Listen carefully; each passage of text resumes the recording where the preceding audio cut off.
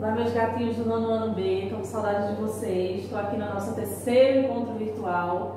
Eu quero dizer para vocês que estou morrendo de saudades e hoje a gente vai ver como conteúdo as orações subordinadas reduzidas de revisão, mais o início do nosso módulo 3, tá bom? Eu quero dizer para vocês que agora a gente tem outro meio para a gente interagir, que além dos comentários dessa aula, desse momento, eu também disponibilizei para vocês, no próximo slide, o meu e-mail, que é através dele que eu vou estar tirando dúvidas de vocês, dos pais, podem estar mandando e-mail, então diariamente eu vou estar respondendo para vocês, tá bom? E até breve.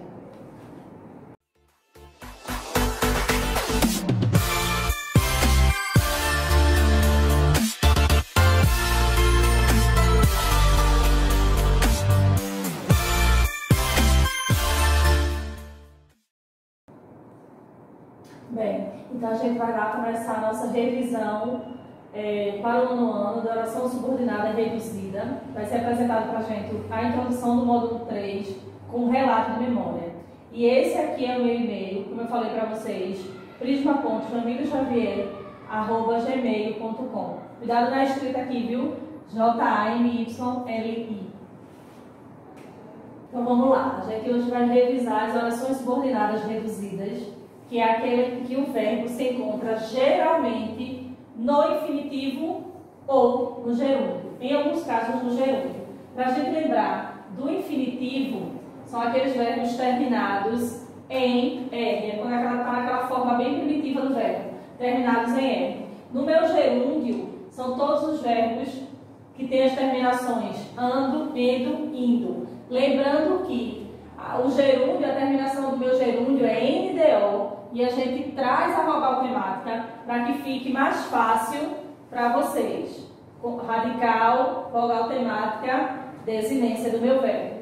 Ok? Então, as orações subordinadas reduzidas é aquele que o verbo se encontra geralmente no infinitivo e, em alguns casos, no gerúndio. Aí aqui eu trouxe dois exemplos. Um tanto para infinitivo e o outro para gerúndio, para mostrar para vocês como é que a gente faz.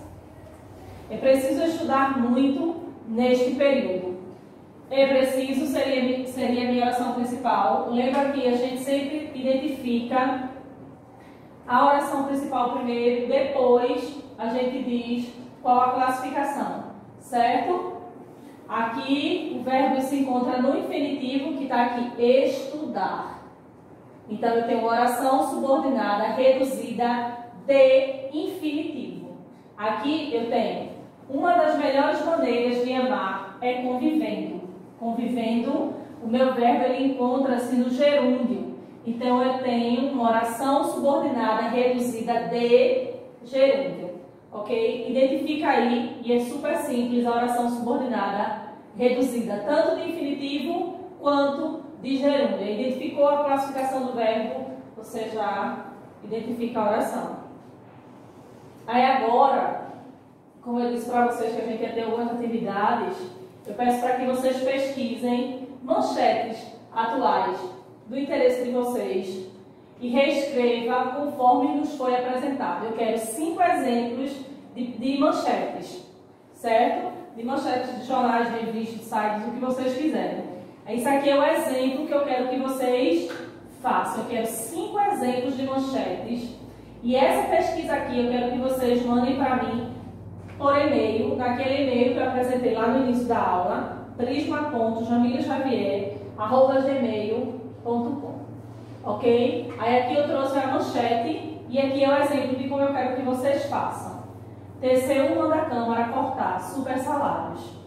Essa é a manchete do jornal que eu pesquisei.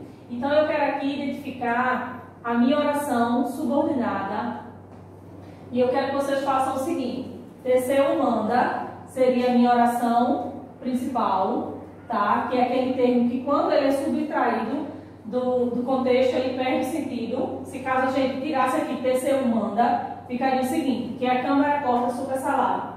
Ficaria sem contexto, ok? Então, isso aqui seria a minha oração principal. Isso aqui seria a minha oração subordinada, subjetiva, direta, ok? Então, é dessa forma aqui que eu quero que vocês orações subordinadas, todas que nos foi apresentado, tá? Em 5 exemplos e mandem para mim por e-mail, que eu vou corrigir para dar a pontuação para vocês, ok? Essa é a pesquisa da aula 3. Outra atividade que eu também quero que vocês façam, e a gente, de antemão, diante que eu peço a atividade, a gente já revisa o que é o texto teatral, uma vez que o gênero teatro nos foi apresentado como gênero do módulo 2, ok? Aí aqui eu trago a definição do gênero teatro, também chamado de dramáticos, são escritos para ensinar e serem representados, e tem a finalidade de divertir, criticar, emocionar o espectador. Então essa é a definição do meu gênero teatro. Eles também são chamados de dramaturgos e são escritos para serem ensinados e representados, ok? Aqui eu trago características desse gênero, a linguagem. Eles podem ser tanto de uma linguagem formal, como eles também podem ter uma linguagem informal. Eles podem ter a linguagem padrão ou uma linguagem coloquial, que seria a linguagem informal, certo? Conforme a situação, né, o contexto da história, da peça e as características dos personagens. E essa linguagem ajuda na construção do contexto, tanto da peça quanto principalmente dos personagens. Por quê? Eu vou dar um exemplo bem simples. A gente leu como primeiro texto do módulo 2, um ato da peça, o Alta Compadecida de Ariano Suassuna. E vocês sabem que Chicó e João Grilo, eles são os protagonistas da história. Como a gente sabe que é pobre, nordestino, eles falam no sotaque nordestino e os trajes dos personagens fazem menção, são bem característicos à sua fala e à região que foi gravada que passa a história. Então é isso que eu preciso que vocês façam, ok? Se encaixem bem, porque eu não posso fazer a representação de um nordestino falando num sotaque num carioca, ok? Então é essa linguagem, são essas informações, são essas características dos personagens que nos ajudam na construção do contexto. Outro, o nosso gênero teatro, ele é composto por diálogos e geralmente dispensa narrador. Uma vez que o teatro, a história, ela não é contada, ela é sim representada. No teatro, existe em algumas peças a presença do narrador quando ele diz tempo depois, bem breve. Tempo depois, quando ele diz mais tarde, anos depois. Mas a presença do narrador dentro desse gênero textual, ele não é tão presente quanto nos outros, porque o teatro ele é escrito para ser encenado, ser representado. Uma vez que os diálogos, eles são ditos, eles são representados, não é algo que foi contado, ok? Aí como é que eu quero que vocês façam a produção desse roteiro, que vocês vão estar me enviando por e-mail. A peça terá somente um ato. Eu deixei bem facinho para vocês, sem problema, e cuidado com aqueles. Amigos, escrevi 10 linhas, está valendo, tá? Aí a peça terá somente um ato, ou seja, a cena acontecerá em um único ambiente. Já facilitei demais para vocês. Eu não quero vários ambientes, se passa só naquele contexto, naquela região, naquele cenário, ok? Após decidir o planejamento inicial, com o conflito, o protagonista e os demais personagens, eu peço para que vocês tenham cuidado com o clímax, que seria aquela parte da história onde a gente vem para prender o leitor, tá? E é esse ponto do texto ou da peça que faz com que torne-se trágico, quando a história é trágica, e se torne algo hilário, né? Quando é alguma comédia.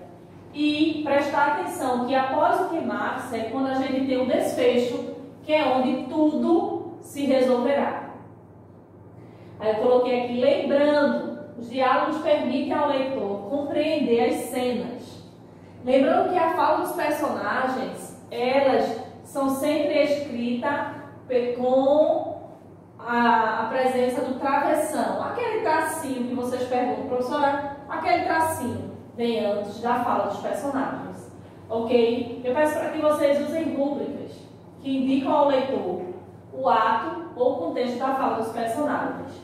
Depois de tudo isso aqui, eu deixo para vocês na página 85, que é hora de relembrar, tá bom? Tudo que foi apresentado para a gente, as orações subordinadas substantiva, as orações subordinadas reduzida, o gênero teatro e tudo que foi apresentado, a gente conclui nessa página 85. Como vocês sabem, é hora de relembrar. É bem pouquinha atividade, 3 ou 4 questões só, cada uma referente a um tema. Façam, em caso de dúvidas, entrem em contato comigo e a gente vai ver agora módulo 3, recordar é viver. O módulo 3, a gente inicia hoje com um relato de memória que foi escrito por Zélia Gattai, e o tema desse texto é Papai, o Gigante.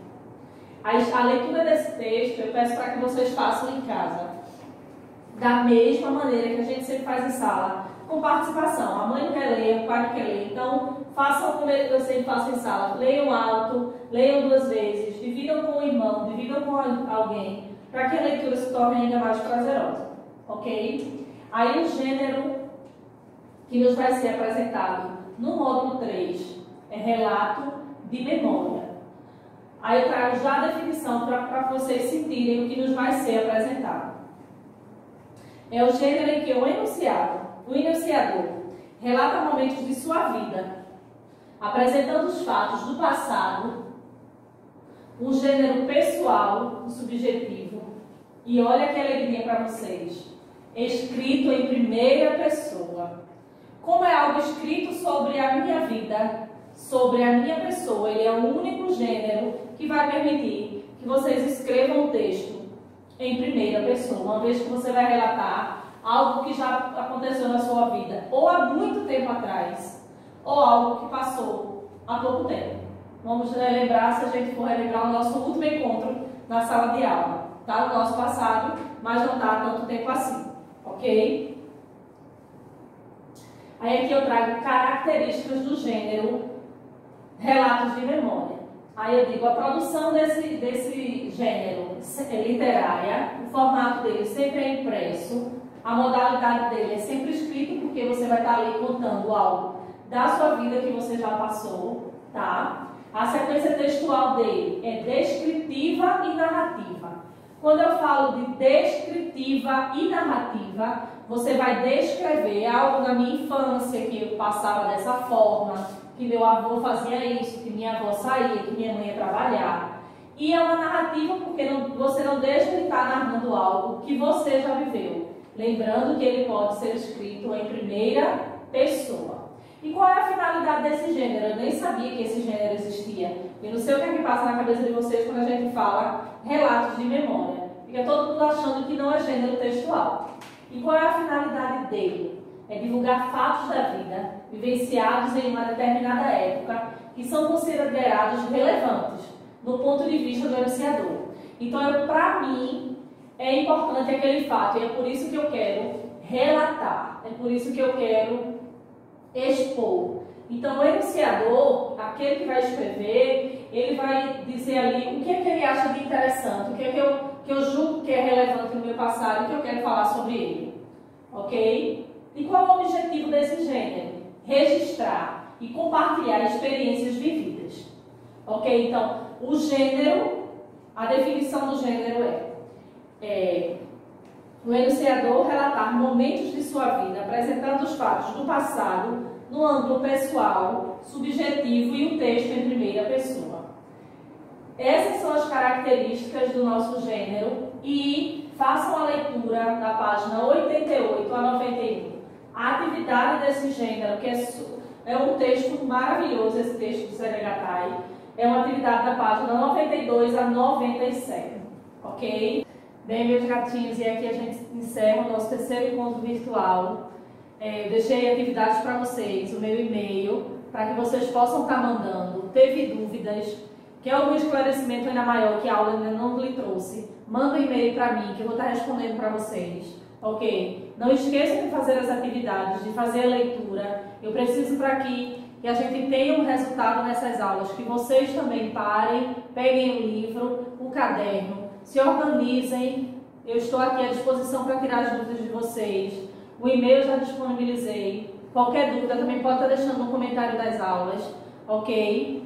E eu juro para vocês que eu vou estar em casa super ansiosa esperando as dúvidas e ajudando a vocês na elaboração dessas atividades que valeram nota, ok? Eu espero que tudo isso acabe rápido. Eu estou morrendo de saudade de vocês e eu espero que em breve a gente venha se ver. Tchau, tchau.